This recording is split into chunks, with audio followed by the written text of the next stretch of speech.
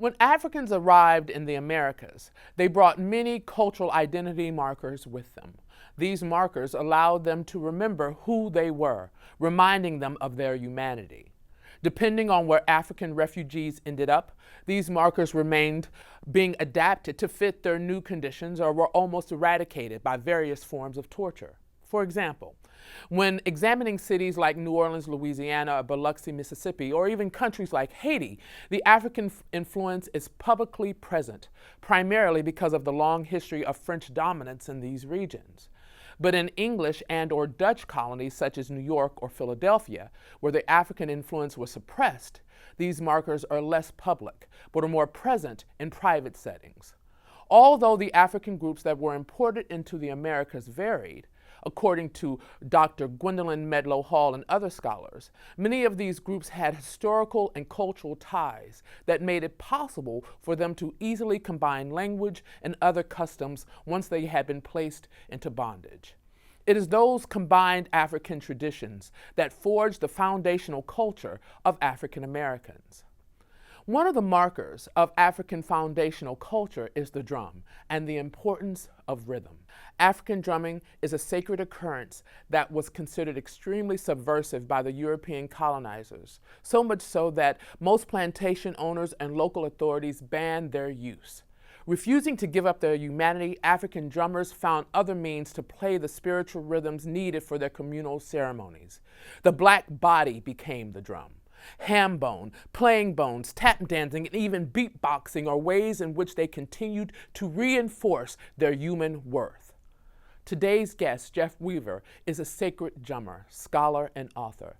His new book, 5/5 No Compromise, The Inalienable Human Rights and the Soul of Black Folks, takes an African-centered approach to the notion of double consciousness and how through rediscovering, rebuilding, and embracing the combined African cultural traditions that are the foundation of African American communities, African Americans can establish their genuine human status. And by doing so, they can obtain an autonomous mutual respect based on coexistence with their former slave masters and governors. For Mr. Weaver, the drum is the means to bring the splintered identity of African people back together. Habarigani, what's the news? The power of the sacred drum, the power of Ashe, and the consciousness of Black folks. Hi, I'm your host, Dr. Ardencia Hall Karambe, and welcome to The Market.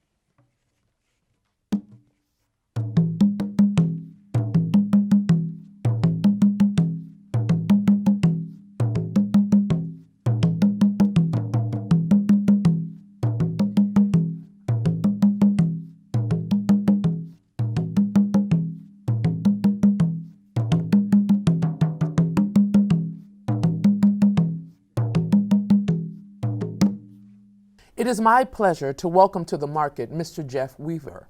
Jeff, it's good to see you again. It's been a while. Oh, it's great to see you as well, sister. Indeed, indeed. I found your book thought-provoking. Some of the points aren't new, but you've taken on very convoluted theories and explain and share them in a simplistic writing style so that the layman can obtain understanding. That has always been one of my goals as a scholar, to write so that my people, my family, would be able to read it and understand. So I applaud you on that. So, with that, Jeff, I would like to ask you a question. You write that there is no uniform Black American culture. Would you expound on that thought? Yes, well, as we know, through the process of the transatlantic slave trade, the cultural traditions and customs of Black folk in America and wherever Black folk were taken during the process of slavery was such that we were not allowed to retain our traditions and culture. And culture is what gives identity to a group of people.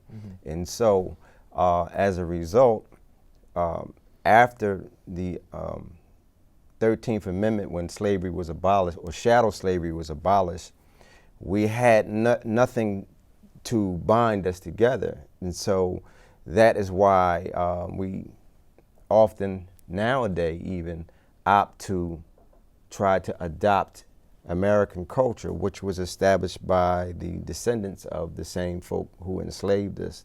So the book is entitled 5/5, No Compromise, The Inalienable Human Rights and Souls of Black Folk.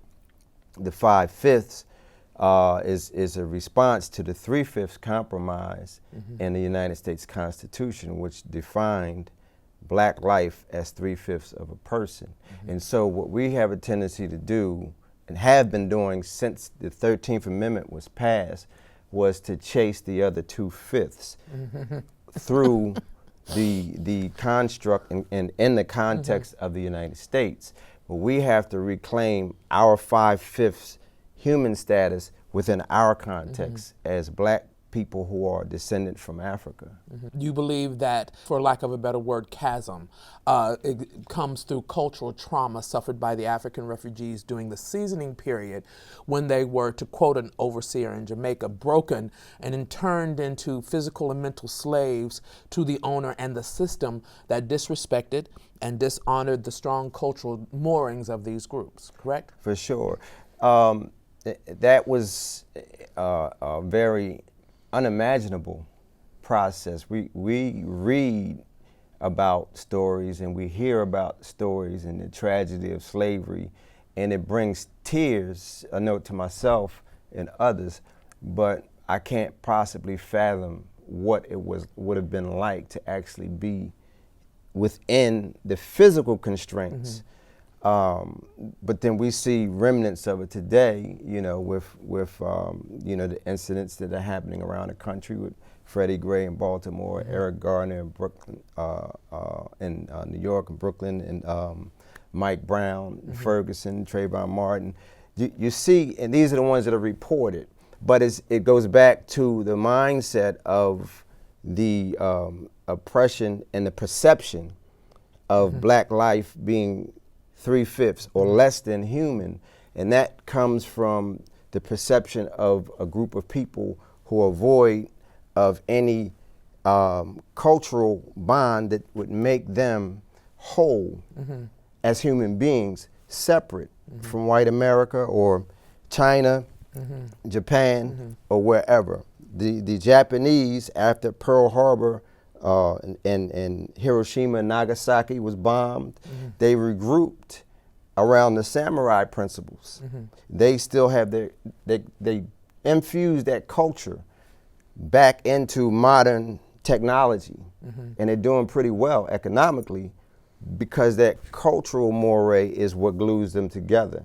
So we have to have the same type of construct in terms of having a cultural bond that makes us whole, so that we don't have to chase and try to become accepted by another group, because the perception is that we, as young people say, you're thirsty. meaning that you need me for something. I don't need you, but you need me, which means I'm superior to you. And it doesn't matter in anywhere you go in the world, that type of exchange always leads to some type of ill treatment that is spawned from the notion of one group feeling superior and the other group feeling inferior.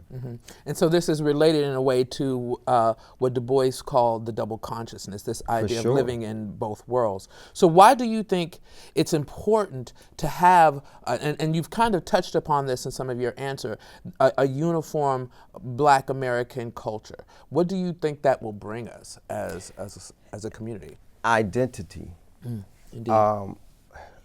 Right now, and there's a chapter in the book entitled Content of My Skin, Color of My Character, which is sort of the reverse of what Dr. King said in his I Have a Dream speech, which said, where he said the color of my skin and content of my character.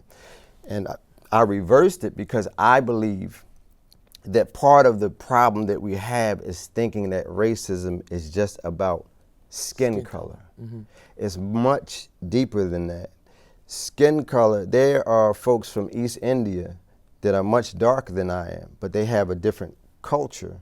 They come from a different culture, and they are identified, or they identify with a different group of people. So skin color, when we look at things through the lens of just skin, it cheapens what happened and the seriousness and the depth of what our issues are. So the culture is something that deals with the everyday movement and direction and identity of the people. Indeed. And so that's something that gives shape, and it gives people, when they're up against hard times, there is a way. And in the culture, it's called the way. This is the way that we do things. We are not disrespectful in our speech to each other because that is not our way. When you don't have a way, anything goes. And then that's what the problem that happens often, is that we don't have a way, and eventually everything goes. And then when you're in a society where you have groups of people who have a culture and you don't, they are planted, and we are sort of blowing in the wind. So if we are able to connect and pull together those strands of things that connect us all, that we can identify simplistically. We can see our hair is the same. The skin is one of them, but not the ultimate definer. We can see the shape of our body, even, the stereotypes, about dancing and rhythm. We take all of those things and let's put them together and look at them in connection to where we come from. And then let's focus on bringing those pieces together and creating our own brand new puzzle of what our culture would look like now. The drum-centered culture, what I called in the book, is speaking on the fact that wherever you go in the world, we are compelled by the drum. That hasn't changed. When we utilize the term we're talking in a generalized term. We're not talking about every person of African American descent or African descent living in the country, because there are some hamlets, we can say, that still have strong identifying markers that are to pay homage to the African culture, right. and worked and aim at keeping those very solid. Sure. So we use a generalized term of we. So getting back to the question, you write in that you believe that the pulse of the African drum, and I love this, is the binding glue to bring a uniformity to Black American culture. For sure. Would you please give us a little history of the traditional drum in traditional African society and how that translates to community building in the African diaspora? In traditional culture, and anywhere you go in the world, in Africa and even in the Caribbean, when you explore traditional African culture, the setup is pretty much the same. In other words, you have a family of drummers, you have a priest or master of ceremonies. You have the artists who actually are the documenters of what is taking place in the culture. And these are like the components that you see even when you come 400 years later after the beginning of the transatlantic slave trade to hip hop culture presently. You see the same components that these young folk who are now adults, I might add, because people call hip hop youth culture. It was when it started. But when it started, these young people were maybe 20 and 30, but that was in the 70s, so they're old, so it's not a juvenile culture anymore. Just want to make that little point. But they actually tapped back in to traditional culture without having researched or the knowledge. It was intrinsic. Indeed. And so you have the DJ who Kool Herc is called the father of hip hop, the one accredited for actually starting this wave of the culture in Africa. Bambaataa is the one who actually organized it. But the DJ, which is what Kool Herc was, and DJ Kaz and Bambaataa, what they did was to take the music. They would take old jazz songs, and James Brown was a hot item, and they would take the breakdown part of the beat and loop it. Drums were outlawed during slavery. But inside of us, we need that beat. And so that was like LL, I need a beat, you remember? So that they looped the beat, and they would loop it and let it run for like 10 minutes straight. And that was reconnecting our folks back to the raw drum beat. And that's what the first musical genre that was drum centered and drum dominant. And then, but from that, look at how powerful a culture, hip hop, look what it has done in a short period of time, because that was a pulse that brought us together and connected us. It was the pulse. We focus on the rappers because in America, corporations look for personalities to sell products.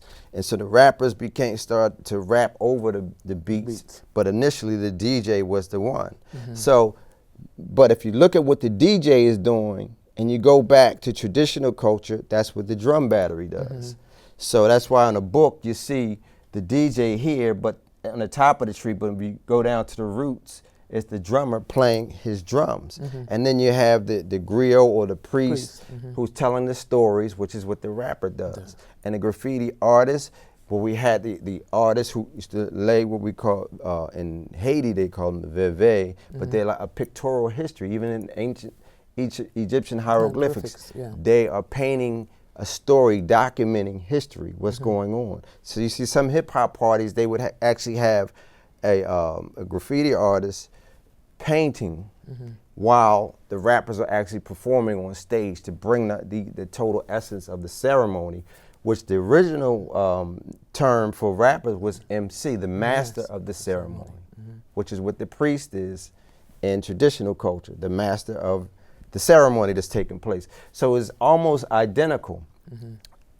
Now, when I speak about the drum pulse being the connector, again, the power of the drum has been exemplified in hip hop.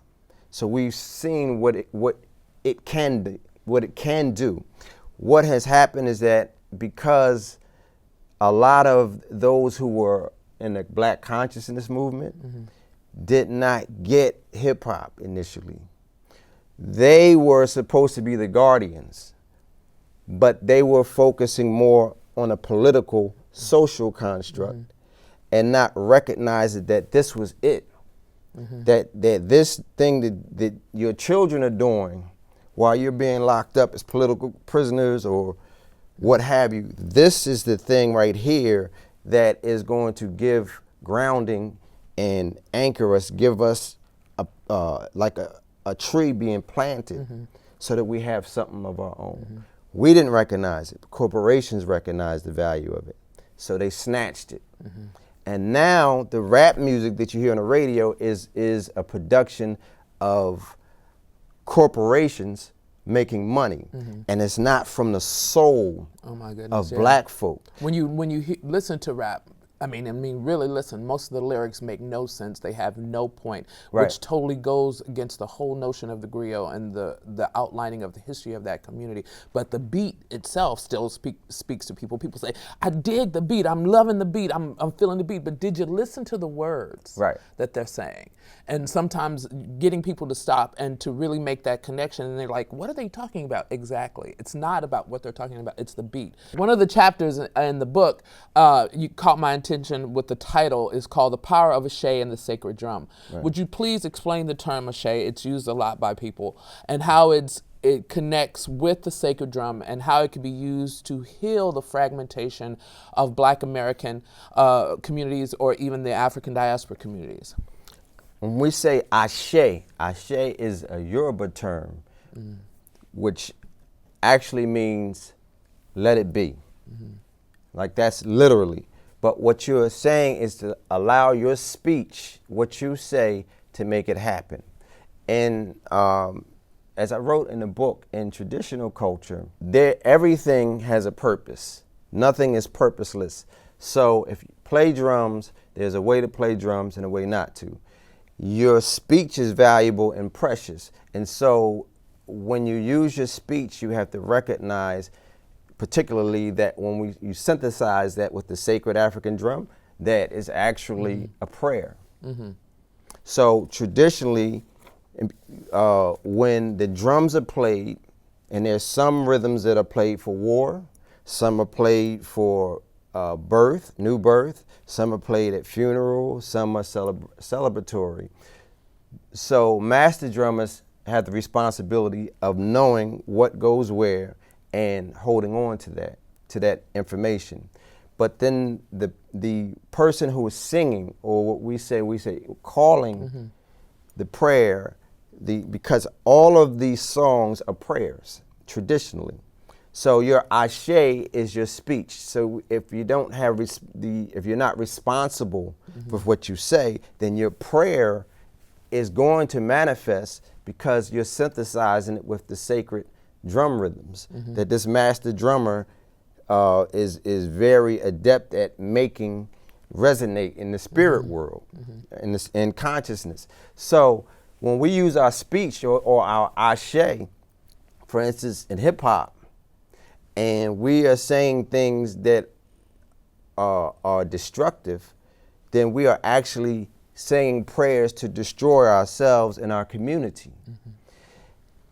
In the context, again, back to the title of the book, in the context of America and where we reside as a people, in terms of our mindset, that when we're here, we're primarily profit oriented. So people, in essence, getting, if you grow up and you're poor, or you know, and I don't even like to use the term poor, because there are other countries, there are folks in other countries who would come here to a project, and it would be like heaven for them, and they in minutes they would know how to flip that into something powerful. But it's the poverty of the mind and our perception.